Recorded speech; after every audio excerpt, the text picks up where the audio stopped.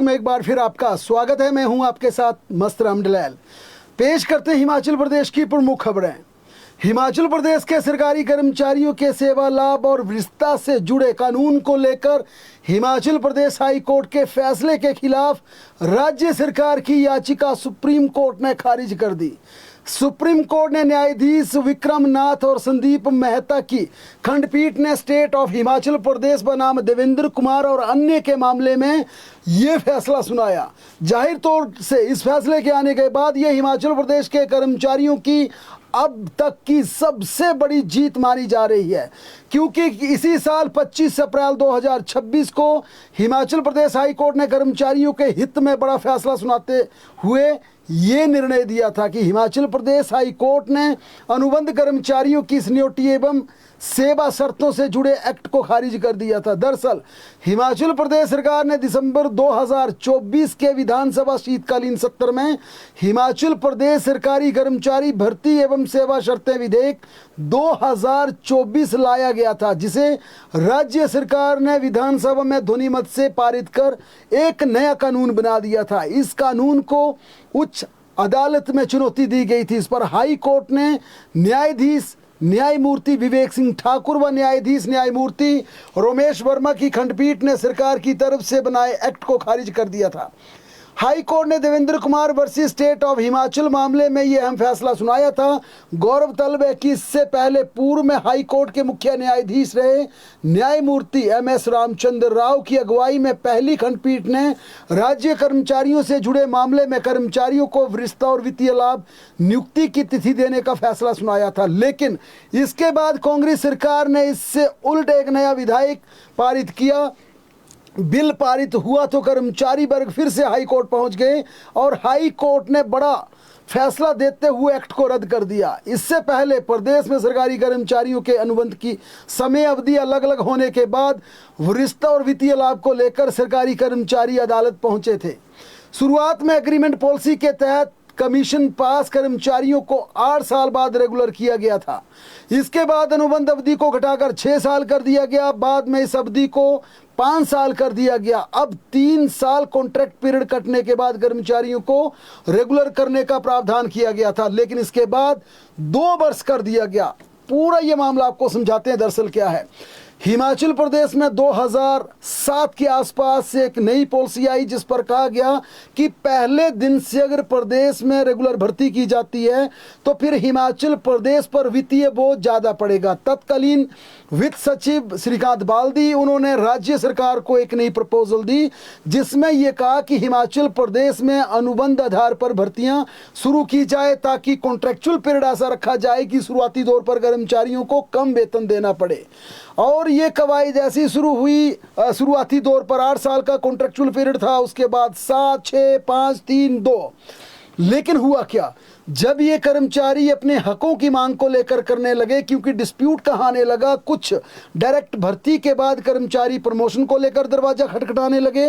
लेकिन जब अनुबंध कार्यकाल वर्षों तक पूरा करने के बाद जब कर्मचारी रेगुलर होते थे तो सीधी भर्ती वाले जो भी कर्मचारी आते थे वो ऊपर आ जाते थे। इसके चलते ये मामले हिमाचल प्रदेश हाई कोर्ट आने लगे और धीरे धीरे हाई कोर्ट ने तमाम फैसलों की सुनवाई के बाद ये पाया कि दरअसल कानून ये कहता है कि जिस दिन जो कर्मचारी अपनी ज्वाइनिंग देता है, ज्वाइनिंग डेट से ही उसे नियमित कर्मचारी माना जाता है, क्योंकि वो सरकारी कागजों में काम उसी तरह करता है जिस प्रकार से रेगुलर कर्मचारी करता है।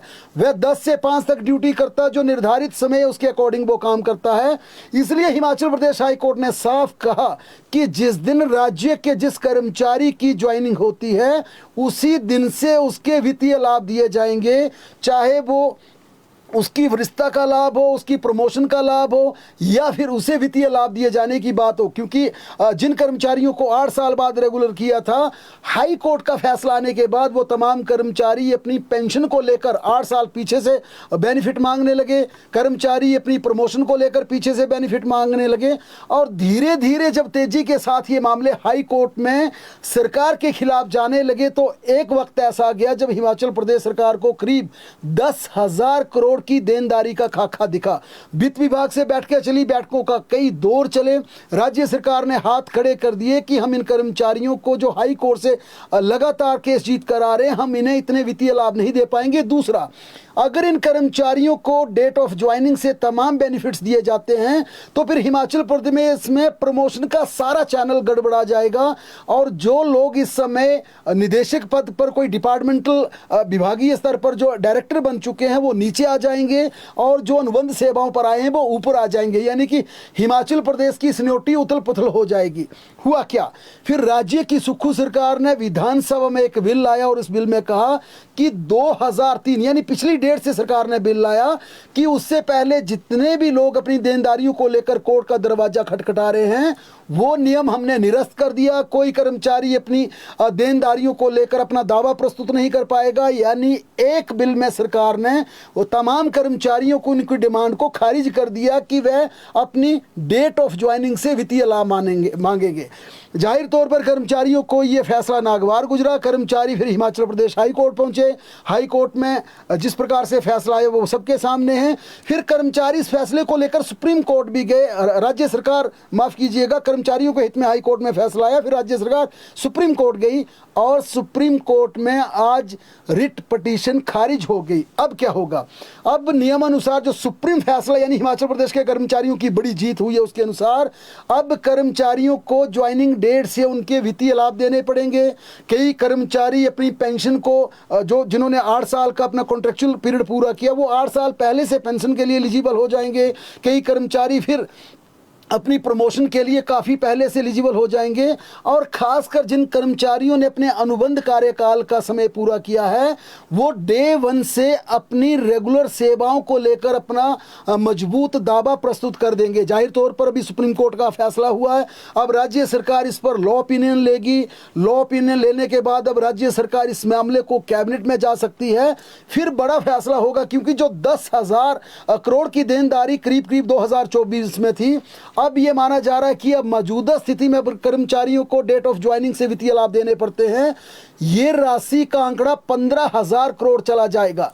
जाहिर तौर पर सरकार अगर 15,000 करोड़ देने के लिए तैयार भी हो जाती है, फिर प्रमोशन का चैनल रिश्ता में बदलाव होगा। यानी जो सुप्रीम कोर्ट का फैसला हिमाचल प्रदेश के कर्मचारियों के हित में आया है, अब उस फैसले के बाद काफ़ी उथल पुथल शुरू हुई है। वित्त विभाग को काफ़ी एक्सरसाइज करनी पड़ेगी, कंसर्न डिपार्टमेंट को एक्सरसाइज करनी पड़ेगी, कैबिनेट को निर्णय लेने पड़ेगा।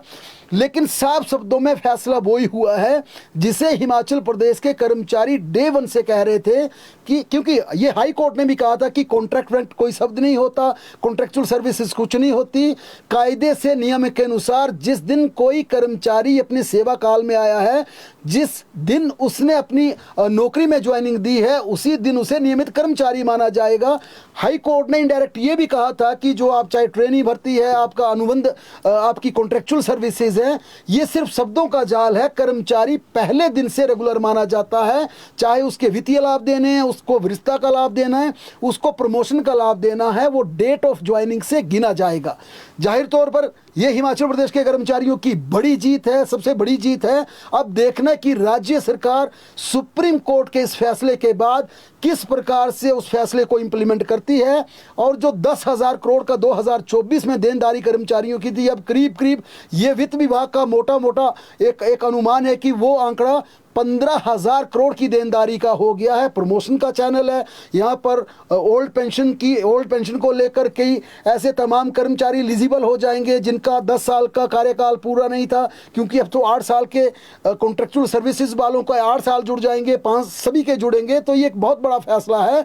अब देखना है कि आने वाले कुछ समय लगेगा, क्योंकि अभी सुप्रीम कोर्ट के ऑर्डर की कॉपी आएगी, राज्य सरकार उस पर लॉ ओपिनियन लेगी, उसके बाद ये मामला कैबिनेट में जाएगा और इसे लेकर अब सरकार को ये निर्णय करना है कि ये जो सबसे बड़ा फैसला है इसकी इम्प्लीमेंटेशन कैसे की जाए, कर्मचारियों की देनदारी किस प्रकार से दी जाए, क्योंकि अब ये सुप्रीम कोर्ट का फैसला है।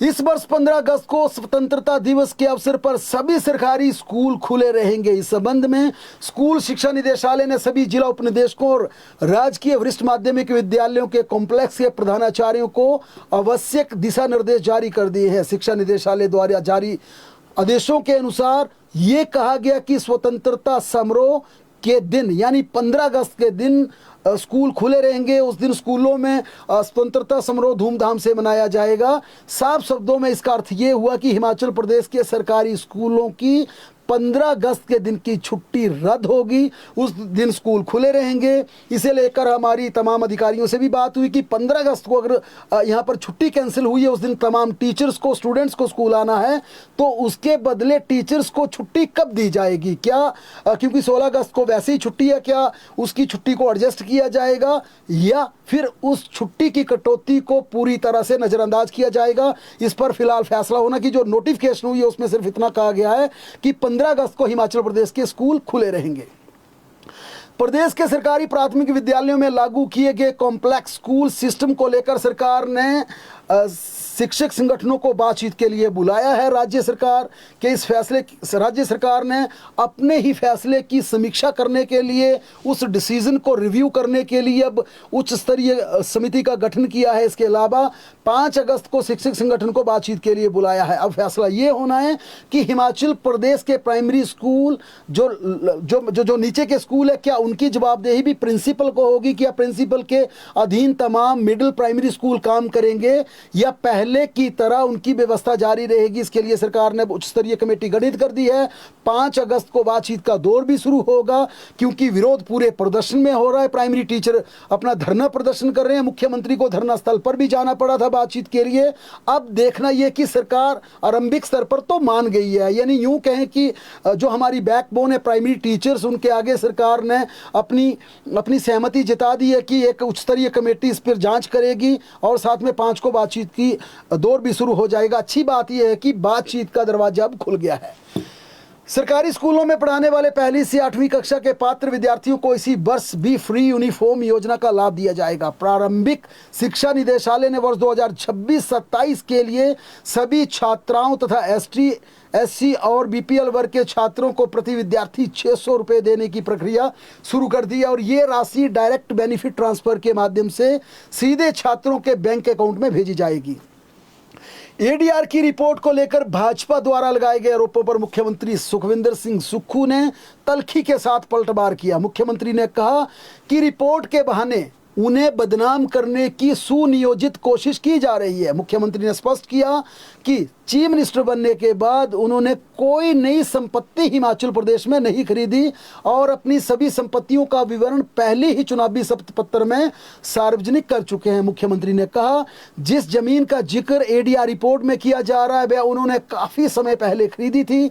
समय के साथ जमीन की कीमत का स्वाभाविक रूप से उसमें वैल्यू एडिशन उसमें हुई है। उसी ज़मीन पर उन्होंने अपना मकान भी बनाया जिसकी मौजूदा कीमत में भी बढ़ोतरी हुई है। उन्होंने कहा कि ये सारी जानकारियां सार्वजनिक रिकॉर्ड का हिस्सा है और उन्होंने जो अपनी चुनावी प्रक्रिया में एफआईआर दायर किया था उसे कोई भी व्यक्ति आज भी दे सकता है। मुख्यमंत्री ने कहा ADR रिपोर्ट में उनकी शैक्षणिक योग्यता के अधूरे उल्लेख किया जो कि बिल्कुल गलत बात है। उन्होंने कहा कि पूरी जानकारी सामने लानी चाहिए थी। CM का कहना है कि रिपोर्ट में उनकी MA और LLB की डिग्रियों का जिक्र नहीं किया गया जो कि एक बड़ी त्रुटि है जिसमें सुधार होना चाहिए। मुख्यमंत्री ने भाजपा पर हमला बोलते हुए कहा कि यदि किसी को उनकी संपत्ति या किसी अन्य मामले पर संदेह है तो जांच एजेंसियां उपलब्ध हैं। उन्होंने याद दिलाया इससे पहले भी उनकी जांच हो चुकी है और यदि भाजपा चाहे तो फिर से जांच करा सकती है। उन्होंने कहा कि अपनी संपत्ति मेहनत और ईमानदारी के बलबूते पर उन्होंने बनाई है जिसकी अब हर साल कीमत बढ़ रही है। उन्होंने कहा मैं अकेला व्यक्ति नहीं हूं, प्रदेश या देश में जिस व्यक्ति ने भी 20 साल पहले कोई ज़मीन खरीदी है, कोई घर बनाया तो वैल्यू एडिशन होना स्वाभाविक है। उस संपत्ति की वैल्यू हर साल बढ़ती है लेकिन तथ्यों को गलत तरीके से प्रस्तुत करना एक षड्यंत्र और साजिश का हिस्सा है।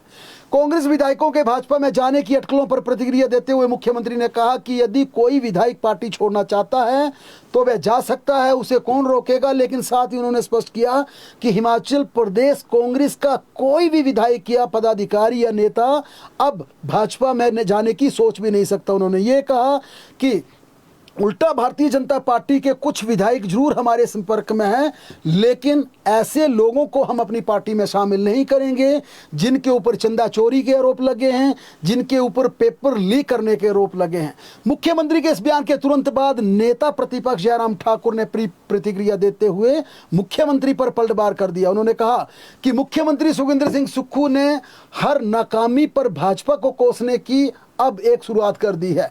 गलती किसी की हो, इल्जाम भाजपा पर लगाया जाएगा। जयराम ठाकुर ने कहा कि मुख्यमंत्री आज उत्तर भारत के सबसे अमीर मुख्यमंत्री होने की खबर पर अपनी सफाई दे रहे थे, लेकिन उसमें भी भाजपा का कसूर ढूंढ रहे थे, भाजपा को कोस रहे थे, भाजपा को दोष दे रहे थे। जयराम ठाकुर ने कहा कि हकीकत ये है कि जिस रिपोर्ट के आधार पर ये जानकारी सामने आई वह एक स्वतंत्र एनजीओ है, उसके द्वारा ये रिपोर्ट जारी की थी। और उस रिपोर्ट का आधार भी जयराम ठाकुर ने कहा कि मुख्यमंत्री द्वारा चुनाव के समय दिया गया एफिडेविट था, जिसमें उन्होंने अपनी संपत्तियों का हवाला दिया है। भारतीय जनता पार्टी का उन्होंने कहा कि इस मामले में कोई लेना देना नहीं है।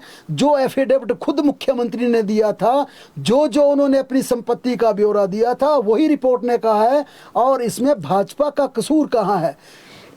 यानी इस पूरे मामले पर जयराम ठाकुर और मुख्यमंत्री की करीब करीब स्टेटमेंट एक जैसी थी। दोनों नेताओं का यह कहना था कि जिस रिपोर्ट का जिक्र किया जा रहा है कि चीफ मिनिस्टर उत्तरी भारत के सबसे अमीर मुख्यमंत्री है, वो तो मुख्यमंत्री के एफिडेविट का एक हिस्सा है। स्वाभाविक रूप से मुख्यमंत्री ने वही कहा और नेता प्रतिपक्ष ने भी वही कहा, लेकिन सीएम का आरोप था कि भाजपा षड्यंत्र कर रही है, जबकि नेता प्रतिपक्ष जयराम ठाकुर कह रहे थे कि हर बात में भाजपा को कोसना, भाजपा का दोष ढूंढना, ये मुख्यमंत्री की एक गलत आदत बन गई है।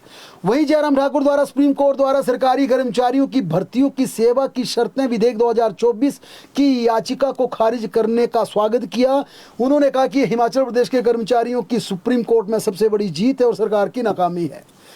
हाई कोर्ट ने कानूनी फैसले में स्पष्ट किया कि दिव्यांग श्रेणियों के तहत आरक्षित पदों के भीतर अनुसूचित जाति या अन्य जातियों के आधार पर उप आरक्षण देना पूरी तरह से अवैध, मनमाना और असंवैधानिक है। न्यायालय ने सुप्रीम कोर्ट के फैसले का हवाला देते हुए दोहराया कि एक दिव्यांग सिर्फ दिव्यांग होता है। न्यायाधीश जियालाल भारद्वाज की एकल पीठ ने याचिकाकर्ता होशियार सिंह की याचिका को स्वीकार करते हुए प्रदेश सरकार को उन्हें साल 2008 से सभी काल्पनिक लाभों के साथ शारीरिक शिक्षक के पद पर नियुक्ति देने के आदेश पारित कर दिए। हिमाचल प्रदेश हाई कोर्ट ने सरकारी धन के अस्थायी गबन से जुड़े एक मामले में सख्त रुख अपनाते हुए स्पष्ट किया कि यदि कोई लोक सेवक सरकारी पैसे को निजी इस्तेमाल के लिए रखता है और बाद में ब्याज सहित पूरी राशि भी लौटा देता है तो उसका अपराध कम नहीं हो जाएगा। न्यायाधीश राकेश कैंथला ने सिरमौर जिला के नाहन के पंजाल शाखा डाकघर में तैनात रहे सहायक शाखा पोस्टमास्टर की आपराधिक पुनर्विचार याचिका को खारिज करते हुए यह फैसला सुनाया। कोर्ट ने निचली अदालत द्वारा आरोपी को भारतीय दंड संहिता की धारा 409 के तहत सुनाई गई 6 महीने की कैद और जुर्माने की सजा को सही ठहराया। कोर्ट ने कहा कि किसी वित्तीय संस्थान या विभाग को अंतिम रूप से कोई नुकसान ना भी हुआ हो तो भी सरकारी धन को निजी खातों में रखना आपराधिक विश्वासघात की श्रेणी में माना जाता है। वहीं हिमाचल प्रदेश हाई कोर्ट ने एक अन्य मामले की सुनवाई करते हुए स्पष्ट किया कि यदि सरकारी विभाग में शामिल किए गए कर्मचारी नियमित कर्मचारी की तरह ही कर्तव्यों का पालन कर रहे हैं तो उन्हें निश्चित वेतन पर रखना पूरी तरह से मनमाना और असंवैधानिक है। कोर्ट ने ऐसे कर्मचारियों को समान पद के न्यूनतम नियमित वेतनमान का लाभ देने का आदेश जारी किया। न्यायाधीश जियालाल भारद्वाज की एकल पीठ ने कालक राम मेहता की याचिका को आंशिक रूप से मंजूर करते हुए यह फैसला सुनाया। याचिकाकर्ता पहले इंडियन रेड क्रॉस सोसाइटी द्वारा संचालित बालगृह ढली में वार्डन, कुक, आया और हेल्पर के पदों पर कार्यरत थे। साल 2007 में सरकार ने उन्हें अपने विभाग में समायोजित तो कर लिया, लेकिन उन्हें बेहद कम फिक्स सैलरी पर रखा गया। हिमाचल प्रदेश हाईकोर्ट ने कहा कि गरीब कर्मचारियों के पास नौकरी बचाने के लिए इन शर्तों को चुपचाप मानने के अलावा कोई दूसरा विकल्प शेष नहीं बचता है। अदालत ने माना कि स्वीकृत पदों पर नियुक्ति होने और नियमित कर्मचारियों जैसा एक बराबर काम करने के बावजूद इन कर्मचारियों को पूर्ण वेतनमान न देना संविधान के अनुच्छेद 14 और 16 का सीधा उल्लंघन है। उधर करोड़ों मूलक रोजगार नीति के तहत नियुक्त जीओआईटी के प्रतिनिधि मंडल ने आज मुख्यमंत्री सुखविंदर सिंह सुक्खू से मुलाकात की। इस दौरान उन्होंने मुख्यमंत्री से आग्रह किया कि उन्हें संबंधित कार्यालय में तैनाती शीघ्र प्रदान की जाए। इस पर मुख्यमंत्री ने कहा कि इस बारे में संबंधित अधिकारियों को निर्देश जारी किए जा चुके हैं और जल्द उनकी नियुक्ति कर दी जाएगी। मुख्यमंत्री सुखविंदर सिंह सुक्खू ने आज उद्योग विभाग के तहत खनन बिंग के कार्यों की समीक्षा करते हुए कहा कि पिछले 3 वर्षों के दौरान प्रदेश में खनिजों के दोहन से प्राप्त राजस्व में लगभग 70% की बढ़ोतरी दर्ज की गई है। मुख्यमंत्री ने कहा कि वित्त वर्ष 2021-22 में मुख्य खनिज तथा लघु खनिजों से 200 करोड़ रुपए का राजस्व प्राप्त हुआ है, जो कि वर्ष 2025-26 में बढ़कर 340 करोड़ रुपए हो गया है। सोलन जिला के अर्की स्थित कुरी गांव में बीती रात विवाद में बेटे को बचाने गई मां की हत्या कर दी गई। इस वारदात में शुभम ने पुलिस को दी शिकायत में कहा कि उसकी मां मीना देवी को पड़ोसी 44 वर्षीय अनु ने धक्का देकर नीचे फेंक दिया और उसकी मां की हत्या कर दी गई। जिसकी शिकायत करने पहुंचे शुभम ने कहा कि किस प्रकार से उनके गांव का 55 वर्षीय पड़ोसी अनु उनसे रंजिश रखता था, उन्हें परेशान करता था, टॉर्चर करता था और इसी मंशा के चलते उन्होंने शुभम को टॉर्चर किया। जब मां बचाने आई तो उन्होंने मां मीना को भी धक्का देकर मार दिया। पुलिस ने इस पूरे मामले में FIR दर्ज कर आरोपी को गिरफ्तार कर लिया है। हिमाचल प्रदेश पुलिस महकमे में एक अधिकारी द्वारा अपने जूनियर कर्मचारी को मानसिक रूप से प्रताड़ित करने और विभागीय आदेशों की अवहेलना का एक और गंभीर मामला सामने आया है। इस मामले पर कड़ा संज्ञान लेते हुए डीजीपी अशोक तिवारी ने ट्रैफिक, टूरिस्ट एंड रेलवे में तैनात ASI पुनीत को तत्काल प्रभाव से सस्पेंड कर दिया है। मौसम की बात करें तो मौसम विभाग ने कल चंबा, मंडी और कांगड़ा में ऑरेंज अलर्ट जारी किया, जबकि कुल्लू, शिमला, सिरमौर और किन्नौर जिलों में येलो अलर्ट की चेतावनी दी है। इसी तरह 31 जुलाई को चंबा और कांगड़ा जिला में ऑरेंज अलर्ट तथा कुल्लू, मंडी, शिमला और किन्नौर, लाहौल स्पीति में येलो अलर्ट की चेतावनी दी गई है। ऑरेंज अलर्ट की चेतावनी वाले जिलों में लोगों को सतर्क रहने की एडवाइजरी भी जारी कर दी है। इन जिलों में अचानक फ्लैश फ्लड जैसी स्थिति पैदा हो सकती है। इसी तरह 1 से 4 अगस्त तक हिमाचल प्रदेश के ज़्यादातर जिलों में येलो अलर्ट रखा गया है। वहीं सिरमौर जिला के नाहन उपमंडल में भारी बारिश के चलते आज स्कूल, कॉलेज और आंगनबाड़ी केंद्रों को बंद रखने का फैसला लिया गया था।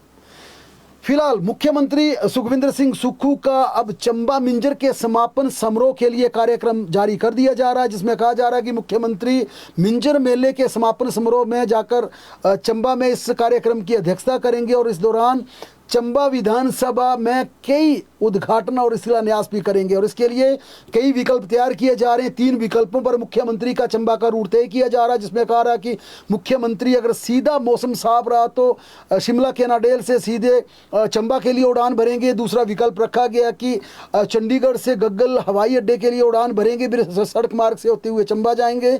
तीसरा विकल्प रखा गया है शिमला से अगर मौसम साफ रहा तो चंबा से पठानकोट तक हेलीकॉप्टर में जाएंगे और आगे सड़क मार्ग से उनकी जो सफर तय किया जाएगा। अब देखना यह कि इन 3 अलग अलग विकल्पों के बावजूद क्या कोई मौसम की बाधा के चलते मुख्यमंत्री का 2 अगस्त का संभावित चंबा का दौरा हो पाता है या फिर खराब मौसम के चलते उनका कार्यक्रम रद्द होता है।